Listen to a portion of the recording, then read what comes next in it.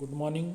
मी प्राध्यापक doctor D K More, professor and head, department of economics, KRP Kanya महाविद्यालय Islampur. Online lecture सिरीजमध्ये आज आपण 10व्या व्याख्यानामध्ये चलनवाढ किंवा भाववाढ याचा विचार करणार आहोत. सर्वसाधारणपणे पैशावर आधारित अर्थव्यवस्थेत चलनवाढ हे सर्वत्र आढळून येणारे वैशिष्ट्य दिसून येते. सर्व आर्थिक व राजकीय चर्चेत चलनवाढीला जादा महत्त्व दिले जाते. चलनवाढीची योग्य अशी व्याख्या देता येत नाही. चलनवाढीच्या विविध विचारवंतांनी व्याख्या सांगितलेल्या आहेत. त्यातील काही महत्त्वाच्या व्याख्या पुढील प्रमाणे. सर्वसाधारणपणे किंमत पातळीत फार मोठी, जलद व सातत्याने वाढ घडून येणे म्हणजे चलनवाढ होय. केमररच्या मते देशात वस्तू व सेवांच्या मानाने पैशाचे प्रमाण जादा झाल्यास त्याला चलनवाढ असे म्हणतात. हॉटरेच्या मते चलनाचा अतिरिक्त पुरवठा म्हणजे भाववाढ होय. होलबर्गच्या मते अल्पशा वस्तूचा अपाट पैशाने पाठलाग केला तर त्याला चलनवाढ असे म्हणतात. तर मिल्टन फ्रीडमनच्या मते किंमत पातळीत हळूहळू व सातत्याने वाढ घडून येणे म्हणजे चलनवाढ किंवा भाववाढ होय. वरील व्याख्यांच्यावरून आपणास असे दिसून येते की मोठ्या प्रमाणात वस्तूच्या किमतीत वाढ होणे हे चलनवाढीचे मुख्य वैशिष्ट्य आहे. गरजेपेक्षा अधिक चलन पुरवठा केला म्हणजे चलनवाढ होते. वरील सर्व व्याख्यांच्यावरून असे म्हणता येते की पैशाच्या पुरवठ्यात वाढ हे कारण व किंमत वाढ हा परिणाम आहे. त्यामुळे चलनवाढ किंवा भाववाढ ही संपूर्ण चलनजन्य घटना आहे असे मत वरील विचारवंतांनी मांडले आहे. परंतु हे मत केन्स, पिगो या विचारवंतांना मान्य नाही. कारण त्यांच्या मते चलनवाढ ही पूर्ण रोजगारानंतर निर्माण होणारी घटना आहे. वाढत्या किमती म्हणजे चलनवाढ हे नेहमीच नसते. आर्थिक मंदीच्या काळात उत्पादनाचे घटक न वापरलेल्या स्थितीत असतात. अशा परिस्थितीत पैशाचा पुरवठा वाढवल्यास किंमत पातळी वाढण्याची शक्यता असते. परंतु त्याचबरोबर न वापरलेल्या स्थितीत असणारे उत्पादन घटक वापरले जाऊन देशातील एकूण उत्पन्न व एकूण रोजगार वाढतो. अशा परिस्थितीत किंमत वाढ म्हणजे चलनवाढ नव्हे तर फार तर त्याला अल्पशी भाववाढ प्रवृत्ती म्हणता येईल. मात्र अर्थव्यवस्थेत पूर्ण रोजगाराची पातळी गाठल्यानंतर उत्पादन पातळी न वाढता फक्त किंमत पातळी वाढते. यालाच शुद्ध चलनवाढ असे म्हणतात. थोडक्यात केनच्या मते पूर्ण रोजगाराची पातळी गाठल्यानंतर अर्थव्यवस्थेत होणाऱ्या किंमत वाढीस चलनवाढ असे म्हणतात. आता चलनवाढ म्हणजे काय पाहिल्यानंतर चलनवाढीच्या कारणांचा विचार आपण करणार आहोत. पहिलं कारण म्हणजे सार्वजनिक खर्चात वाढ. युद्ध काळात किंवा आर्थिक विकासाच्या काळात सरकार मोठ्या प्रमाणात खर्च करत असते. त्यामुळे सार्वजनिक क्षेत्राचा खर्च वाढतो. याचा परिणाम लोकांचे उत्पन्न वाढून त्यांची खरेदी शक्ती वाढते व ते विविध वस्तू व सेवांच्यासाठी मागणी करतात. पूर्ण रोजगाराची पातळी गाठल्यानंतर सार्वजनिक खर्चात होणाऱ्या वाढीबरोबर उत्पादन वाढत नसल्याने अतिरिक्त मागणी निर्माण होऊन किंमत वाढ होते. 2. औद्योगिक मागणी. आर्थिक नियोजनाच्या काळात किंवा औद्योगिक प्रगतीच्या काळात विकास व विकासेतर खर्च वाढतो, तेव्हा सरकार सर्वसाधारणपणे तुटीच्या अर्थभरण्याच्या मार्गाचा अवलंब करते. त्यासाठी जादा पैसा निर्माण केला जातो. अशावेळी वाढत्या खर्चाबरोबर उत्पादन वाढत नसेल तर किमतीत मोठ्या प्रमाणात वाढ होते. 3. वाढता खाजगी खर्च. तांत्रिक प्रगतीमुळे औद्योगिक क्षेत्रातील उत्साहित वातावरणामुळे खाजगी उद्योगपती गुंतवणूक करतात. अशा वेळी पूर्ण रोजगाराची पातळी अगोदरच गाठली गेली असेल तर वाढत्या खाजगी गुंतवणूक खर्चामुळे उत्पादन घटकाच्या किमती वाढतात. त्यामुळे उत्पादन घटकाचे उत्पन्न वाढून वस्तूच्या किमती वाढण्यास मदत होते. 4. कर कपातीचे धोरण. सरकारचे करविषयक धोरण कर कपातीचे असल्यास लोकांचे उत्पन्न वाढते, परिणामी मागणी वाढून वस्तूच्या किमती वाढतात. 5. कर्ज उभारणी व परतफेड. सरकारने कर्ज घेणे थांबवले किंवा पूर्वी घेतलेली कर्जे परत केली तर लोकांचे उत्पन्न वाढून त्यांचा खर्च वाढतो. अशावेळी वस्तू व सेवांच्या उत्पादनात वाढ होत नसल्याने वस्तूच्या किमती वाढतात. 6. निर्यात. वस्तूचा पुरवठा कायम असताना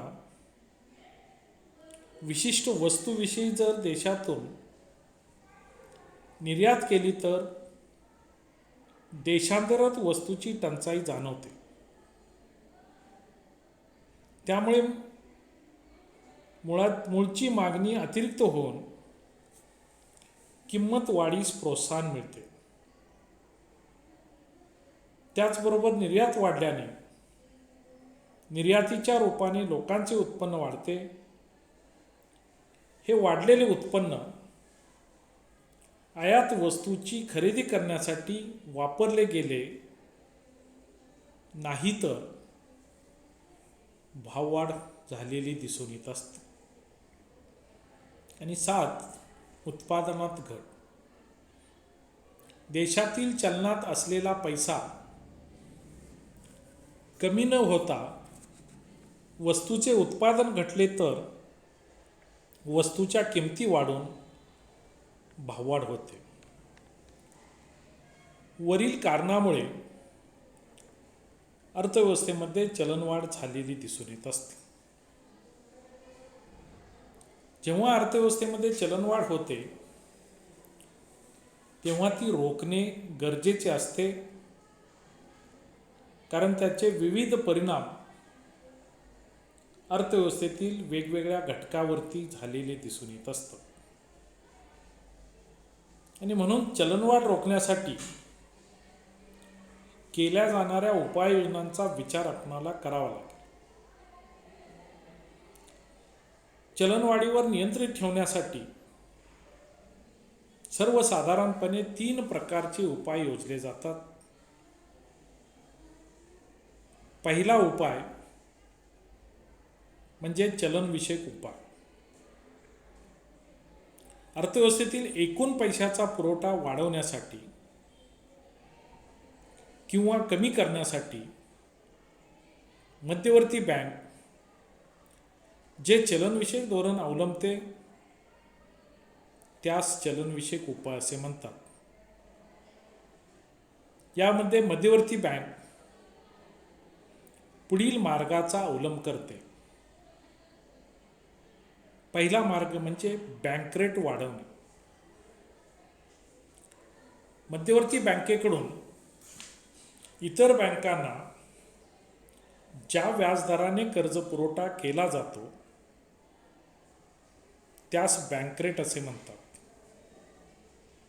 देशातील चलनवाढ कमी करण्यासाठी मध्यवर्ती बँक रेटमध्ये वाढ करते. त्यामुळे व्यापारी बँकांना कर्ज घेणे महाग पडते. परिणामी त्या सर्व कर्ज कमी घेतात व चलनवाढ नियंत्रित होण्यास मदत होते. पुढचा उपाय म्हणजे खुल्या बाजारात कर्ज रोख्यांची विक्री. देशातील चलनवाढ कमी करण्यासाठी मध्यवर्ती बँक कर्ज रोख्यांची विक्री करते. असे कर्ज रोखे गुंतवणुकीचे उत्तम साधन मानले जाते. त्यामुळे मध्यवर्ती बँकेने कर्ज रोखे विक्रीस काढले की देशातील लोक, वित्तीय संस्था, व्यापारी बँका इत्यादी ते विकत घेतात. जेवढ्या किमतीचे कर्ज रोखे विकले जाईल तेवढा पैसा मध्यवर्ती बँकेकडे जमा होतो. त्यामुळे चलनवाढ होत असते. तिसरा मार्ग म्हणजे किमान राखीव निधीचे प्रमाण वाढवणे. मध्यवर्ती बँक प्रत्येक बँकेवर त्यांच्याकडे जमलेल्या ठेवीच्या ठराविक टक्के रक्कम मध्यवर्ती बँकेकडे राखीव निधी म्हणून ठेवली पाहिजे असे कायदेशीर बंधन घालते. यालाच किमान राखीव निधी असे म्हणतात. या प्रमाणात वाढ केल्यास व्यापारी बँकेकडे पूर्वीपेक्षा कमी पैसा ठेव म्हणून राहतो. त्यामुळे त्यांचे पतनिर्मितीचे प्रमाण कमी होऊन चलन घट होते. हे 3 मार्ग चलनविषयक उपायामध्ये सांगितले जातात. दुसरा उपाय म्हणजे अर्थक्षेत्रीय उपाय. अर्थक्षेत्रीय उपायामध्ये सुद्धा पुढील मार्गाचा अवलंब केला जातो. तो म्हणजे सार्वजनिक खर्च कमी करणे. सरकारचा खर्च जेव्हा मोठ्या प्रमाणात वाढलेला असतो तेव्हा पैशाचा पुरवठा वाढून चलनवाढ होते. चलनवाढीच्या काळात सरकारचा खर्च आणखी वाढल्याने पुन्हा मोठ्या प्रमाणात चलनवाढ होते. यासाठी विविध बाबीवरील सरकारचा खर्च कमी केल्यास पैशाचा पुरवठा कमी होऊन चलनवाढ रोखण्यास मदत होते. यामध्ये आणखीन एक मार्ग अवलंबला जात असतो, तो म्हणजे करवाढ करणे. चलनवाढीच्या काळात लोकांच्याकडून घेतलेला कर सरकारने पुन्हा वाढवल्यास लोकांना पूर्वीपेक्षा जादा कर भरावा लागतो. त्यामुळे त्यांच्याकडील पैशाचे प्रमाण कमी होऊन चलनवाढ रोखण्यास मदत होते. आणि यामध्ये आणखीन एक मार्ग अवलंबला जात असतो, तो म्हणजे सार्वजनिक कर्ज. चलनवाढीच्या काळात सरकारने लोकांच्याकडून कर्ज रूपाने पैसा घेतल्यास लोकांच्या हातातील पैशाचे प्रमाण कमी होऊन चलनवाढ नियंत्रित होते. या दोन उपायाबरोबर आणखीन काही इतर उपाय चलनवाढीच्या नियंत्रणासाठी राबवता येतात. ते पुढील प्रमाणे. इतर उपायामध्ये एक, उत्पादन वाढवणे. जेव्हा देशात चलनवाढ होते तेव्हा लोकांच्याकडील पैशाचं प्रमाण वाढत असते. परिणामी त्यांची खरेदी शक्ती वाढते. त्यामुळे ते विविध वस्तूसाठी मागणी करतात. परंतु मागणीप्रमाणे पुरवठा करणे शक्य नसल्याने वस्तूच्या किमती वाढून भाववाढ होते. म्हणजेच वस्तूच्या अपुऱ्या पुरवठ्यामुळे भाववाढ होते. यासाठी चलनवाढीच्या काळात विविध वस्तूचे उत्पादन वाढवल्यास त्यांचा पुरवठा वाढून किमती कमी होतात. त्यानंतर आणखीन एक मार्ग सांगितला जातो, तो म्हणजे वेतन कपात. चलनवाढीमुळे कामगारांचा राहणीमान खर्च हा वाढत जाऊन राहणीमान दर्जा हा कमी होत असतो. अशा वेळी कामगार वेतन वाढवून घेतात. परिणामी अर्थव्यवस्थेत चलन पुरवठा वाढून आणखी भाववाढ होते. त्यामुळे चलनवाढ नियंत्रित ठेवण्यासाठी वेतन कमी करणे हा मार्ग अवलंबला जातो. परंतु या मार्गाचा अवलंब करणे सरकारला सहजासहजी शक्य नसते. आणि शेवटचा एक उपाय यामध्ये सांगितला जातो, तो म्हणजे किंमत नियंत्रण. चलनवाढीमुळे वस्तूच्या किमती वाढतात. अशा वेळी अर्थव्यवस्था धोक्यात येऊ नये म्हणून सरकार वस्तूच्या किमती ठरवून देते. त्यामुळे जादा किमती कोणासही आकारता येत नाही. अशा पद्धतीने काही प्रमाणात भाववाढ रोखली जाऊ शकते. आता भाववाढीवरील उपाययोजना पाहिल्यानंतर भाववाढ आणि व्याजदर यांच्यातील परस्पर संबंध आपणास विचारात घ्यावा लागेल.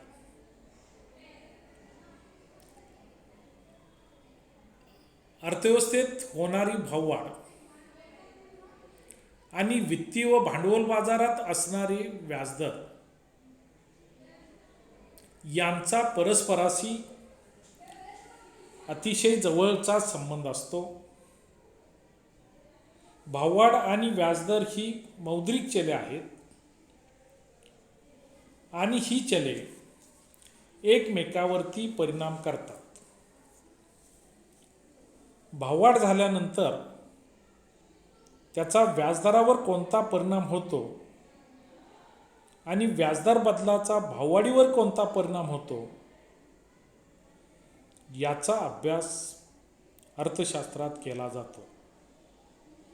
या दोन्ही बदलाचा अर्थव्यवस्थेमधील गुंतवणूक, उत्पादन, रोजगार, उत्पन्न, उपभोग पातळी इत्यादी घटकावर कोणते परिणाम होतात याचा अभ्यास करावा लागतो.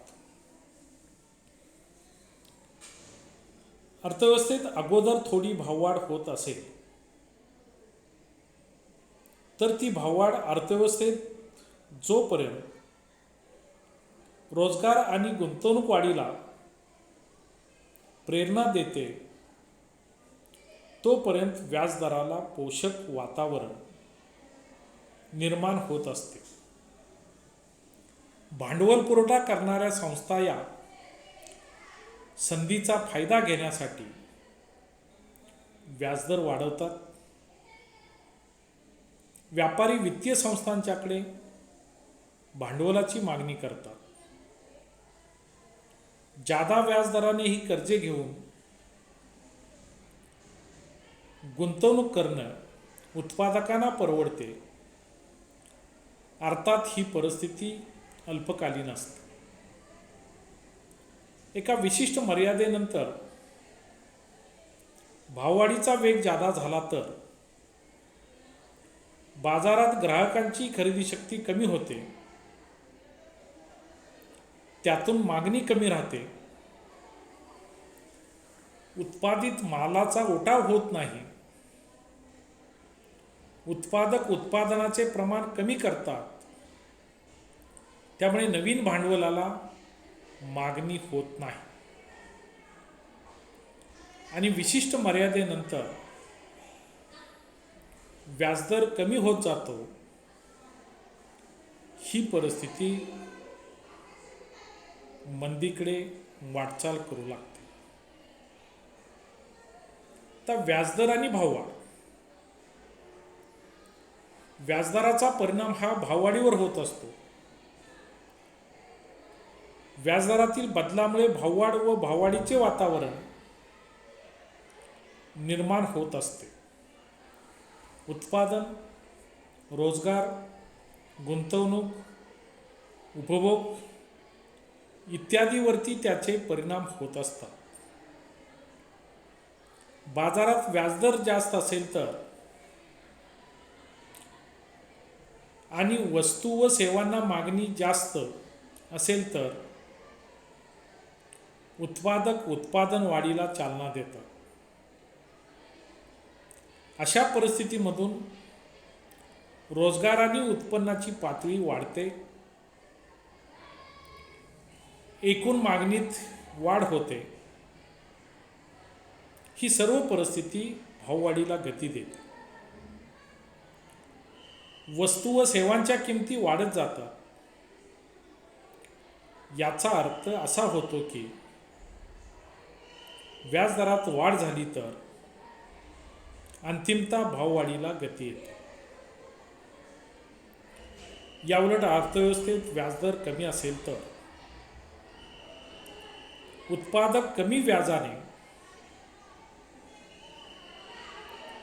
भांडवल घेतात. म्हणून त्यांची गुंतवणूक ही वाढत जाते. विविध क्षेत्रात मोठ्या प्रमाणात गुंतवणूक वाढल्याने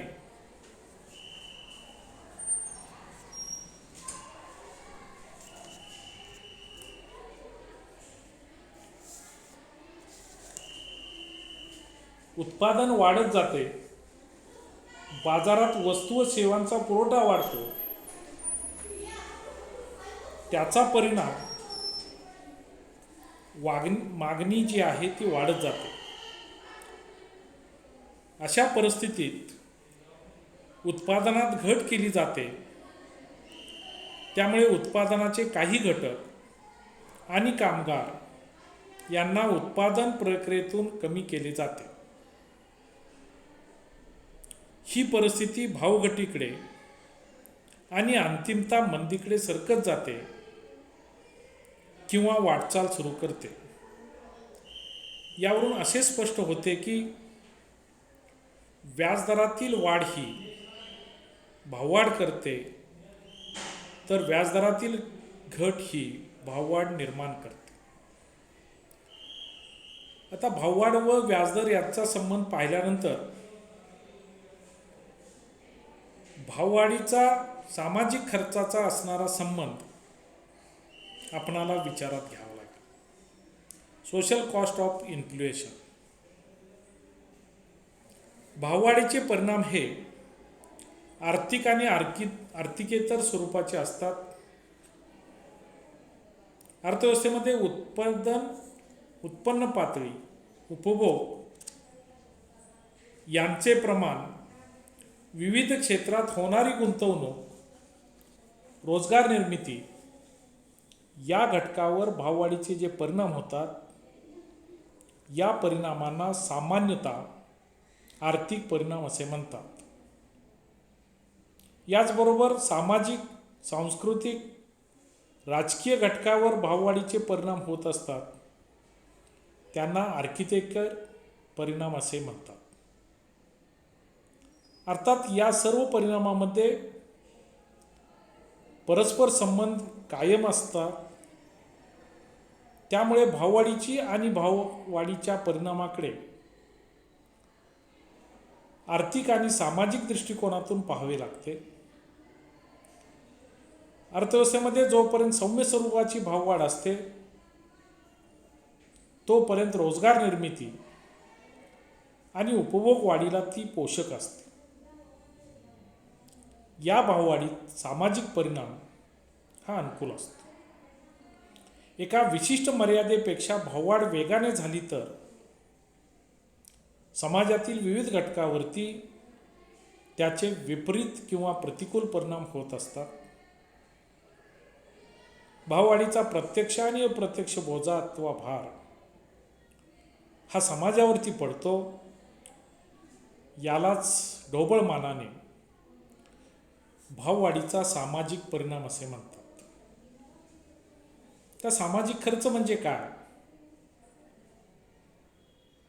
तर वस्तू सेवांच्या किमतीत वाढ झाल्यामुळे सर्व ग्राहकांना सोसावी लागणारी झळ किंवा करावा लागणारा त्याग म्हणजे भाववाढीचा सामाजिक खर्च होय. सामाजिक खर्चात सामान्यतः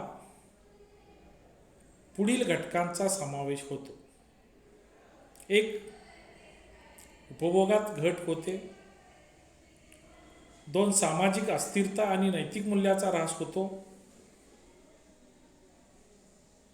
म्हणजेच भाववाढ ही सामाजिक शोषण वाढवते. भाववाढीचा सामाजिक खर्च हा अपेक्षित भाववाढ आणि अनपेक्षित भाववाढ याच्याशी निगडीत असतो. अशा पद्धतीने आपण चलनवाढीची चर्चा या व्याख्यानामध्ये केलेली आहे. धन्यवाद.